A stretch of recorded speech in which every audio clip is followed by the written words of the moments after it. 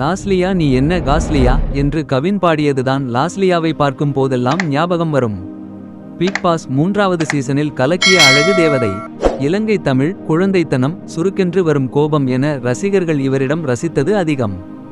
என்னதான் இப்போது சினிமாவில் ஒரு சில படங்கள் நடித்துக் கொண்டிருந்தாலும் பிக் பாஸ் லாஸ்லியாவை நிறைய இளைஞர்கள் மிஸ் பண்ணுகிறார்கள் என்று தான் சொல்ல வேண்டும். கொஞ்சம் பூசினால் போன்ற உடம்பு, கியூட்டான டான்ஸ், கொஞ்சம் தமிழ், இதுதான் அவரது அடையாளம். பிக் பாஸ் வீடு முழுக்க ஒருவரை ஒருவர் குறை சொல்லிக் கொண்டு முடியை பிடித்து சண்டை போட்டுக் கொண்டிருப்பார்கள். ஆரம்பத்தில் காதல் கண்டண்டு கொடுக்க நினைத்த கவின் லாஸ்லியாவிடம் கவிழ்ந்து விட்டதெல்லாம் அழகான காதல் கதை. ஆனால் பிக் பாஸ் வீட்டை விட்டு வெளியில் வந்த பிறகு இவர்களது காதல் காணாமல் போய்விட்டது. கவின் ஒரு பக்கம் குட்டி சிவகார்த்திகேயன் என்ற பட்டத்துடன் வலம் வந்து கொண்டிருக்கிறார். லாஸ்லியா சினிமாவில் ஜெயிக்க இன்னும் போராடி கொண்டுதான் இருக்கிறார்.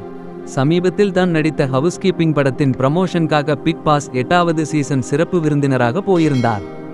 அவரை பார்த்த பல ரசிகர்களும் அதிர்ச்சியானது அவரது உடல் எடையை பார்த்துதான். அடையாளம் கண்டுபிடிக்க முடியாத அளவுக்கு எடையை குறைத்து இருக்கிறார். இது குறித்து சமீபத்தில் பேட்டி ஒன்றில் கேட்கப்பட்டது. அதற்குத்தான் பின்பற்றிய டயட் முறையை பற்றி சொல்லியிருக்கிறார்.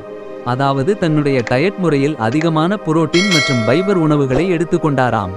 கார்போஹைட்ரேட் உணவுகளை குறைத்து கொண்டாராம். இரவு உணவை 6 மணிக்கெல்லாம் சாப்பிட்டு முடித்து விடுவதை வழக்கமாக வைத்திருந்திருக்கிறார்.